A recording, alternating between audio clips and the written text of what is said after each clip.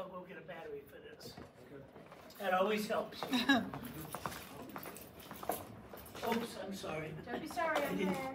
You got it? Yes, thank you. All right, perfect. Oh, I love a little tiny one. There's my head.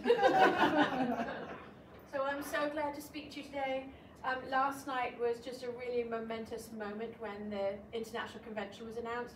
We haven't had it in Minneapolis for 50 years, and it's very competitive. So it's not the first time we entered, but it was the first time that we've won in a long time, and so it was just dreamy. So I was absolutely jumping for joy, and see if this is connected. Yes.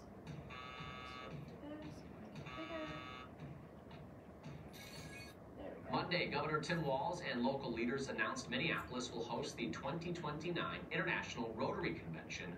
The event is expected to attract thousands of Rotarians from several countries around the world. It will also generate an economic impact of over $50 million. Let's hear more. Mary was there. Well, this is a truly joyous occasion because we are announcing that Minneapolis is getting the 2029 International Convention for the Rotary Club right here in our city. That's right. This is a truly international event, and Minneapolis can be the center of the whole world for those days in May of 2029 as we bring 15,000 Rotarians from around the world right here to our city. That's right, that's right. So we're looking at people from 150 different cities, different countries from around the globe. 15,000 people, $30.4 million in economic impact and sales for our local economy. And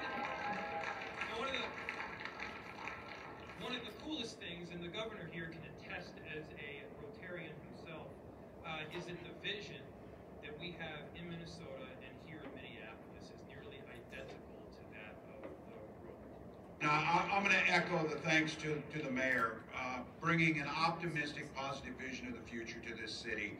When we hold these events, whether it's the marathon or concerts, the mayor's right out front. The mayor is out there making sure it happens, building his team around it, and making sure that he's exactly right.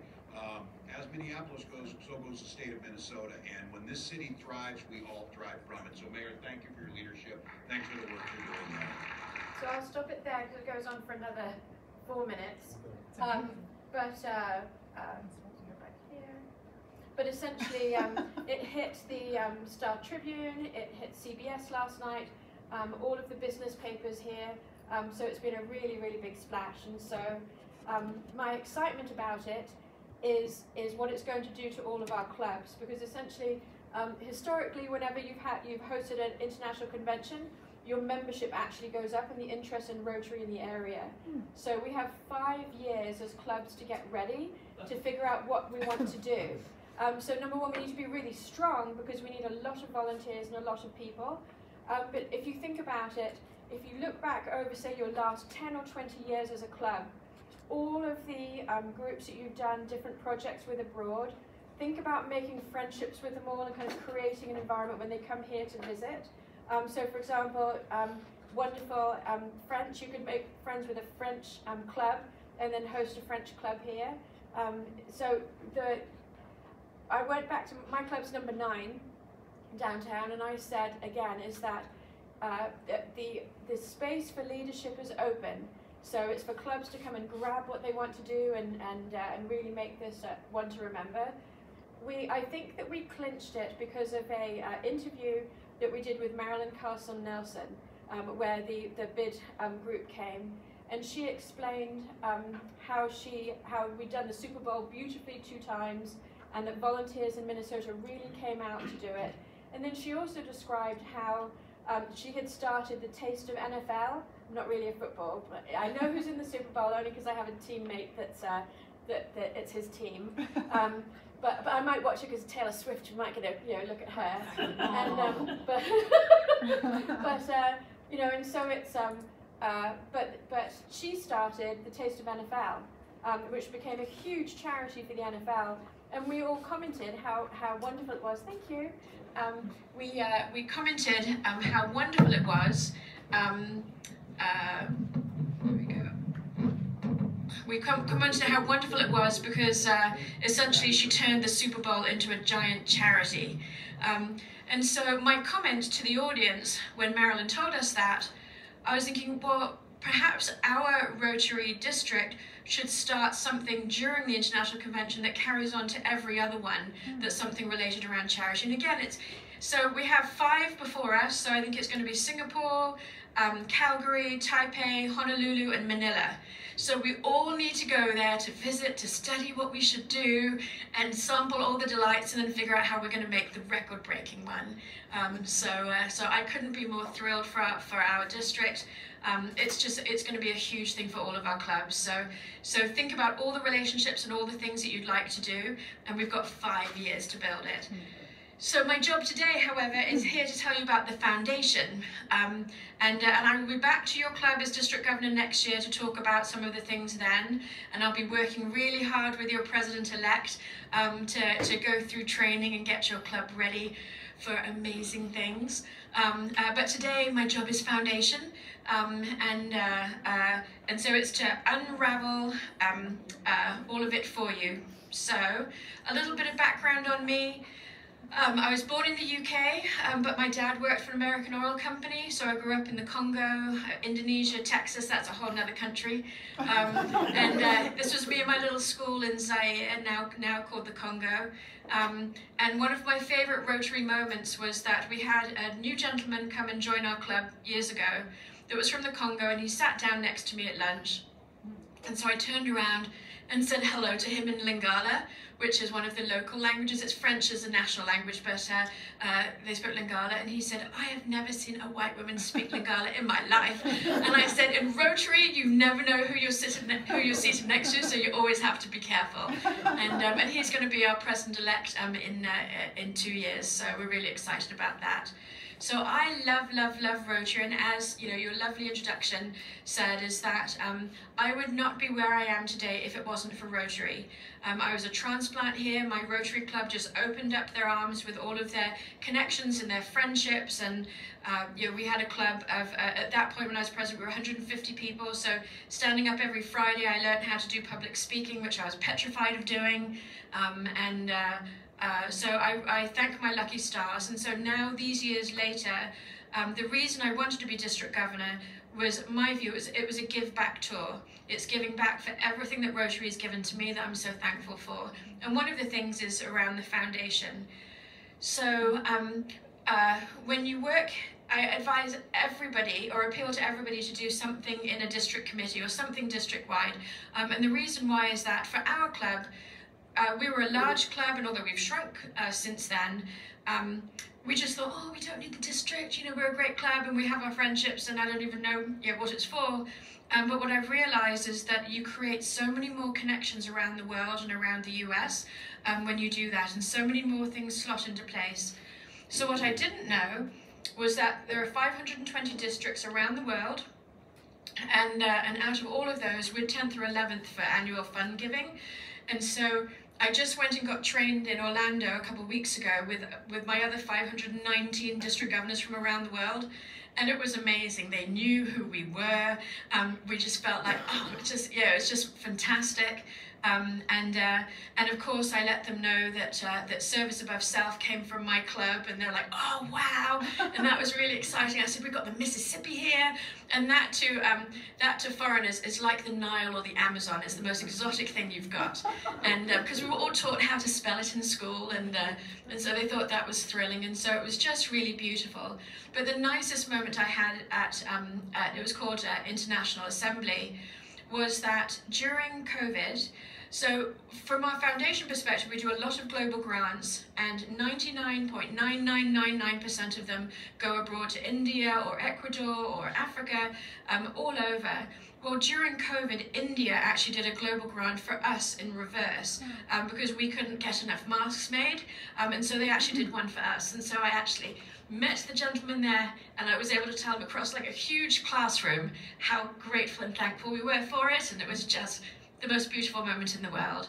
And I was sitting next to this wonderful man from Bangladesh at lunch with his wife, who was a surgeon, and he said, oh, many, many years ago, Rotary did a project in Bangladesh to build a fish farm. And I was like, oh, that's really nice. And he's like, it is really nice. He said, but let me tell you, today we're the 4th largest fish farming industry in the world. And so you just never know, you know, what Rotary will accomplish. And so I would say, like, today, anyone in any club, anywhere in the world can make the difference. A couple of gentlemen actually walked over and created the UN, and they came from the Rotary. And so, like, the world is truly your oyster. And part of the support behind you is actually the Rotary Foundation. So, most people don't realise, but, you know, so we have clubs, and then we're organised into districts, and then we're organised into zones. And so our zone goes all the way up from Canada down to Texas. So having lived in Texas as a child, I thought it was fantastic. Now I was back with the Texans, and you always hear them before they arrive in the room, and they're just really competitive and larger than life. And I went to a very strict boarding school the year before I moved to Texas, and we were allowed to watch 1 hour of television a week, and we watched Dallas. So when I moved to Texas, I thought it was the best thing in the universe, best thing ever. And so we actually compete with all of the kind of the central US for awards around foundation and other things, and membership and other things. And so, and of course the Texans are always the big talkers and very competitive and great friends. Going there is literally like going to the Oscars when you had a clean sweep. We're first in almost every single award there for giving. You can see that one: first place per capita total giving, first place total annual fund giving, first place total giving, that was last year's, we hit 1.4 million. First place per capita annual fund giving, and then first place percent of Paul Harris members as well. So you have to keep getting up and getting up and getting up to keep getting your awards, and oh, it's the most thrilling thing in the world. And so I could not be more thankful for our fantastic district that is just superbly generous, superbly generous. And then this was a little close-up of what the sticker was on it, and I was like, oh, you make a difference. And so, you know, you really do. And so now I'm going to turn this back to your club and talk about what you do. And so if you have a glass in your hand or water, raise it, because this is cheers to you for everything that your club is doing, and I'm going to break it down for you. So, first of all, when Rotary, I think in an ideal world, Rotary would love what they call every Rotarian every year. So every Rotarian gives every year. You count as an every Rotarian every year club if your members give a minimum of $25 a year. The average in the district, general average, is about $250. Last year it was a bit higher. But believe it or not, there are very few clubs in the district that actually are called every Rotarian every year. It's really, really, really hard to have every member give. And so it's a huge goal for clubs, and one that's highly encouraged. When we look at your club specifically, you have 7 Paul Harris Society members. These are members that are giving over $1,000 every single year to the Rotary Foundation. And you also have 15 members that are also Paul Harris Fellows, which means that they've given $1,000 or above, so extremely generous. However, the pièce de la résistance for your club, yes, that's right for you, Brian, is your all-time giving. So since inception of your club, you have given $456,761. It's amazing. So when I look at that, and I look at, you know, the next president, and then the next one after that, and then I know there's another one, and then it's going to be you, Barry. Apparently, we're voting you in today. So if you look at that number, you are so close to 500,000. And can you imagine, Betsy, the PR that you could do with that? So I would say that, you know, you might want to start focusing on that 500,000 number as a club. That's $500,000, which is incredible, you know, from Golden Valley. And so your average giving on a given year towards the foundation is about between 7,000 and 8,500. So if you did it in 1 year, you would be, you know, doing 4x, you'd be an absolute superstar. But I think you can do it. I really do. So think about it, and we can provide any help at the district as well, and with other clubs as well. But it's a huge. I cannot believe you're so close to a huge milestone that you've really got to shout that from the rafters. So then a little bit on why we give and looking at the Rotary Foundation. So as you know, Rotary was started by Paul Harris and then several gentlemen that they really sat down in an office. It was called Rotary because they rotated around each other's offices every week, and they really got together to talk about business. But in 1917, Arch Klumpf, who is the current president, said, oh, let's start an endowment and do good as well. And so they started with $26.50. Now it's 1.3 billion, and their goal is to get it over 2 billion by 2025. So again, just one gentleman thinking that they, he could make a difference there. So it's been absolutely tremendous. As you know, there are 7 areas that the Rotary Foundation covers. So if you ask for grants in those 7 areas, one of them is fighting disease. The main one is polio, but they also do malaria. During COVID, they pivoted a lot of their polio efforts actually into COVID vaccinations, which was tremendous. So proud of Rotary for being able to do that and using the same people. They also do promoting peace. There are peace centres, and you can have peace fellows that you can nominate from. I don't know if your club has ever done one historically, but actually Rotary pays for the whole thing. You just find a member of the community that wants to go and study peace. It's incredible. You also have serving mothers and children, supporting education, providing clean water, growing local economies, and then the last one is supporting the environment. And so I always say to people, if there's any grant you want to do in the world, you can fit it into one of these 7. Everything fits in. In fact, I challenge you to find one that doesn't fit in it. So Rotary is really, for everyone and everything that you want to do as well. The proudest thing about the Rotary Foundation is, again, it's a 4-star charity on Charity Navigator, which is the highest recognition, which is just beautiful. And I think this year was our 15th year as a 4-star. And then 91% again of funds are spent on program awards and operations. So that's really wonderful. I have a few little details just so you can see from the right-hand side. You can see this is the expenditures that happen on an annual basis. This was 2023. So you can see a lot of it goes to Polio Plus and global grants. Of course, Polio Plus is that the Bill and Melinda Gates Foundation matches and does that. You can see district grants, which are more kind of local ones, or small international, and then some disaster response and then other grants. You can see Rotary Peace Centres and then programs of scale. And then on this side, you can see that essentially the revenues that they're bringing in every year, $427 million that come in, and you can see the total expenses going out, and the net assets at the end of the year for the foundation were 1.3 million. So it's really tremendous. And so again, I always say to every person in this room, if there's a grant, if there's something that you want to do, there's an opportunity for it, and a way to access that. This also shows you kind of the global grants by the areas of focus.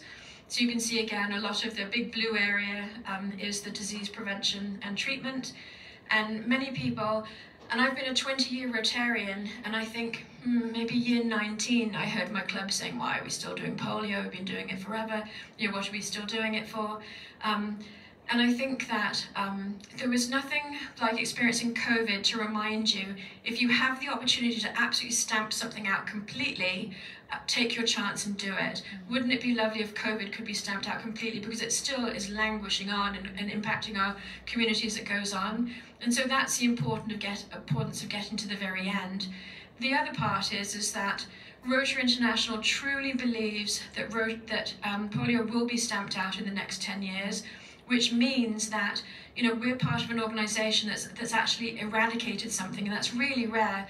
And I know I sit on a lot of other boards and other things, and sort of there's cancer and all sorts of things, but how unbelievable to say that your organisation actually completely finished their job kind of in our lifetime, and so that's going to be tremendous. So I can't wait for everybody to be part of that. And so never be shy about giving to polio, because again, being part of the end that took it out was great. And the reason that it still exists is that it's in war-torn areas, so it's much harder to get the vaccinations done, and so they have a lot. It's actually quite dangerous, and quite a few volunteers have been killed doing it. So, and in my district governor year in February, we're going to go and do a polio vaccination trip to India. So, because again, it might be, you know, when we say we're this close, we might not be able to do that for much longer. So we have to get there and do it. So now.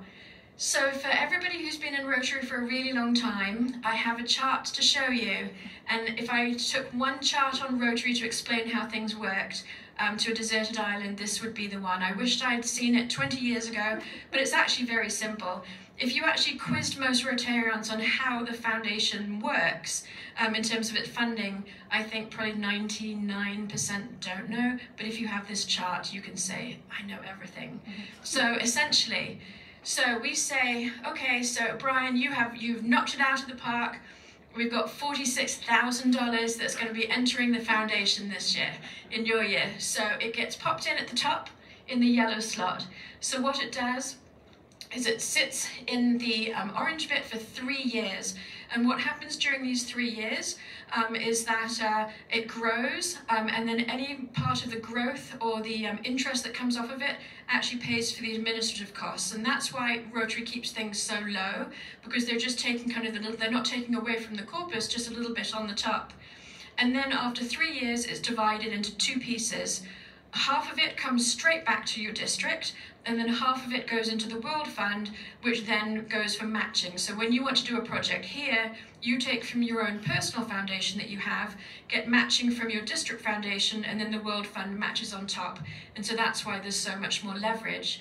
So that little pot there, that's the district designated fund. So if you're not doing projects as a club, you're not maximizing everything that you can be doing, because then you really want to get the money you put in back, and it's never exact, because obviously with the leverage you're getting so much more than you put in, but it's well worth thinking about how to access it and doing projects as well. So for example, my club downtown, we have room for 4 projects every year, but however the district, to be fair, only lets one club do 1 until everybody's had a go around, and and then you get to go around again if there's still money left. But that means we're always looking for other clubs to pair up with to actually lead projects that we can fund as well. So even if you think, oh, we don't really have the funds to do it right now, if you've got the connections and the kind of the brain power, then there's always money in the district for you. So then, as a closing, again, you really make a difference. And I would say that I hope that the only things that are negative for you in 2024 are your COVID tests. And I can't thank you enough for inviting me here. There are so many, as I was telling Brian, I've been waiting to be district governor for 12 years. I've wanted to do it for the longest time, and it wasn't practical.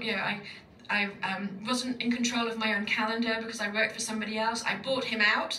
Now it's mine and I can do what I like, but I had to wait a few years to make sure it was the right timing and I had people in place.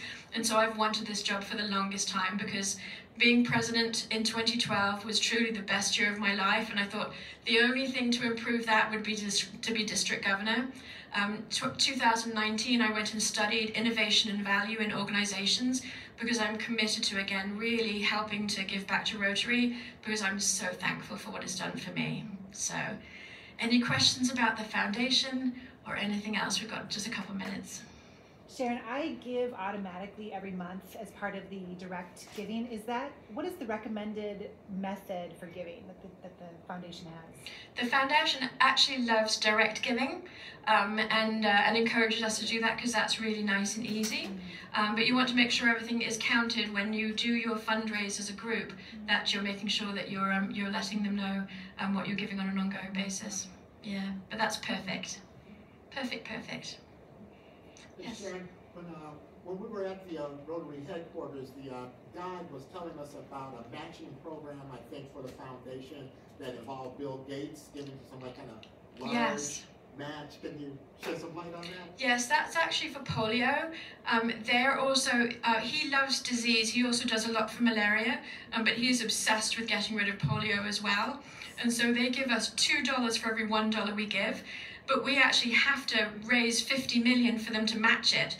So every year we really work really hard. And when I was at my training session, the trustee got up and he said, "We've just moved 50 million over this minute, to our account." And it was just a wonderful moment. And so that's why we talk about Polio Plus. Now historically, Polio Plus, they used to say every club they'd like 1,500 from each club. But our district has tended to ask Rotarians themselves to give in addition to that. So, but it's an amazing opportunity. Yeah, we're very lucky. Can you stay to answer any more questions? Of course, yes. Well, give her a round of applause. Thank you. And before you go, we have a little something for you.